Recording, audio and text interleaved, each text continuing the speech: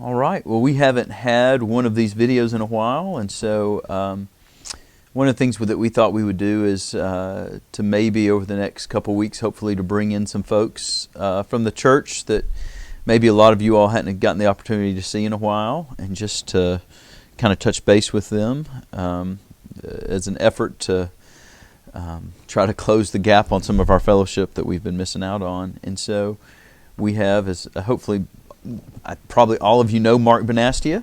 And, do you want me to introduce myself? Go ahead. My name is Mark Bonastia. I'm 6'4", about 245, and I run the 40 in about 12 to 13 minutes. Perfect. And married with a great wife and kids. There you go. Two kids? Two kids. A senior, Caroline, and a sophomore, Caleb. Yeah. Yeah, so we thought we'd just come in and have just easy conversation. And so I just wanted to start with, Mark, how do you think we should resolve all the racial, ethnic tensions in our country today? I'm just teasing. We're not going there. We're not going there. So, Mark, what I do want to ask is, what has the pandemic, what is this time, this past 5 months, what has it been like for you and your family? For me and my family, it's the kind of the work that my family does. We've been working, so the added stresses of taking care of customers, taking care of employees, certainly have been unprecedented for sure. But we've been able to work, and that's been a huge blessing. And then with my kids being older, you know, I can leave, and I'm guessing they did school this past few weeks or this past semester. I don't know. Guess I'll find out at some point. So how has, a lot of people are asking questions like from business owners, how has this affected your business? Have y'all done okay, or is there things in peril? It's been okay. You know, if you're talking about sales and customers coming in, so yes, it's been okay to good. Because we were able to be open, and so families were coming out and working in their yard and doing projects. But again, the additional pressures on, you know, what are you supposed to do and when are you supposed to do it, and what happens when an employee gets sick, or when somebody gets sick or not gets sick, and what does sick mean, and we can go on and on that. Yeah. But, so that's been a big pressure, and then it's still there. Yeah. For businesses everywhere, obviously. So it just makes it hard. And then it's, you know, the customers that would come in each season, some of them that didn't come in, you know, it's a little bit emotional. You know, they're our friends. It's important time for them to come out and, you know, even if they're, you know, picking up one plant each year, you know, it's a big deal for them. And the fact that they couldn't come, it's been really sad. And I didn't even think about that. But that happens. But you probably get that a lot of, like, Joe, who may come in every May 31st. He comes in to buy his whatever. Right. And some of those folks, especially some of the older folks. That's right. Yeah. That's right. Because the nursery, how long has the nursery been on the mountain? Since 1947. So, yeah.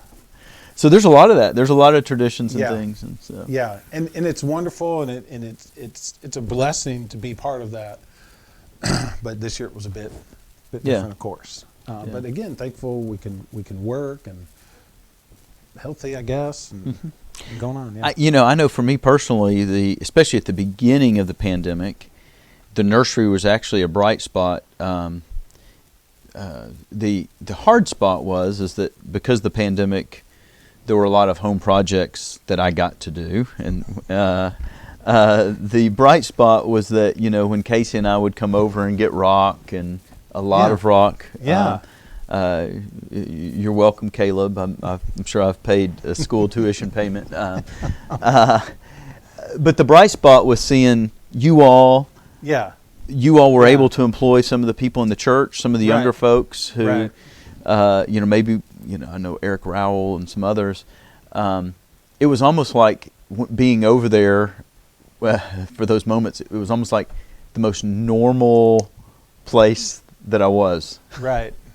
You know, I was here, there was nobody, preaching to nobody, and then I'd go to the nursery, and it was like, hey, it's kind of normal. Oh, there is world. There is world. Yeah. There is world. So what has been? So I want to ask two questions, and I'll ask them both. What's been the thing that has brought you the most joy during this time, and what is the thing that's brought maybe been the most difficult? I think the easy ones, and I mean them, and maybe I'll think of a different story or an example later. But the joy has been the kids were a little bit slowed down, so I got to see them for a few minutes. They were at the house and they worked a little bit. Mm-hmm. They were that bored, right? That they worked. They worked. So that's kind of interesting. That's great. And so seeing them and being around them and then and the employees and the customers really just working through it. Mm-hmm. So all of that has been good. The sad part, like I said, shared with customers not coming in or employees with fear, not being able to go to my lunches I like to try to do, mm-hmm. or obviously come to church on mm-hmm. Sunday and be able to hug people and mm-hmm. see people.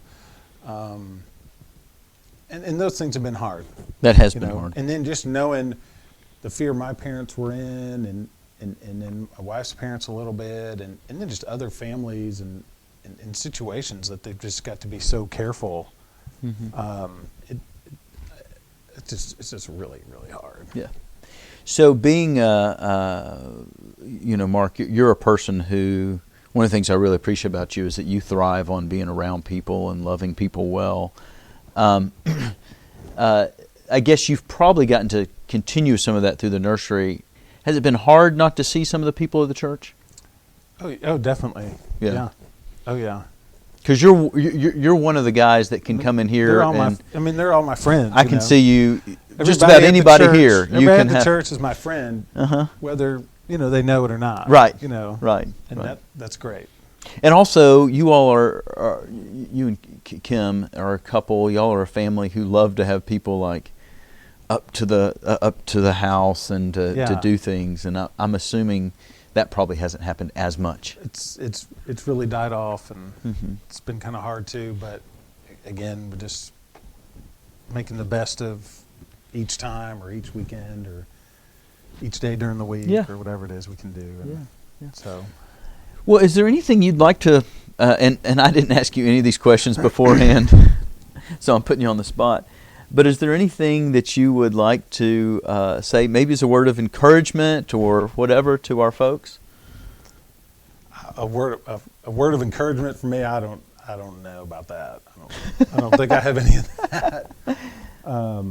But I'm glad to see people when I get a chance to, and I hope you get a good laugh out of the video today and enjoy it. And I do appreciate, Lewis, what you're doing here with everybody else and the staff. With mm-hmm. the videos you were doing earlier and those midday videos. Mm-hmm. For that time frame was nice and everything else. So I've told some of you I appreciate it. Not told all of you mm-hmm. enough, and maybe you hear it too much. I don't know, but it's the staff here. You guys just doing a great job doing everything you can. Yeah, there's some just doing what you can. Wonderful people, and I was even thinking this past Wednesday. I'll give a confession here. I always forget about the prayer time on Wednesday morning that Damon sends the text message out, and so I'm so thankful that he sends the text message out because I do stop and pray. Yeah. But on the flip side of that, that's even just been a sweet time of. That's just an example of a sweet time as guys will actually respond to that at times and send some encouragement, just to know that even though we're not physically together, that we're praying for one another. Yeah, that the group's praying and yeah. And I look forward to having a men's breakfast at some point, where we can all be back together. So we can get here and get cooking and setting up tables. Yeah, that's it. So fun. That's it. Yeah. So last question is, when are you going to grow your quarantine beard? I don't think I can. You can. I don't know if I have enough facial hair to do it. But people have been asking me if I was going to get a haircut. Are the Can you get a haircut nowadays? I thought, are we still can. quarantined on that? Yeah, or- you can get a You haircut. can get a haircut? Yeah. Oh, darn it. But you don't have to. Yeah, maybe I'll wait. Yeah. Well, all right. Well, church family, just glad to be able to bring you another video. Mark has been a great friend to me, and like I said, the nursery has been one of those bright spots in the middle of this quarantine. And so just wanted to have a short time today just to put a friendly face in front of you. And hopefully in the weeks ahead, we can do more of this. So God bless you, and we look forward to the time where we can all be together soon.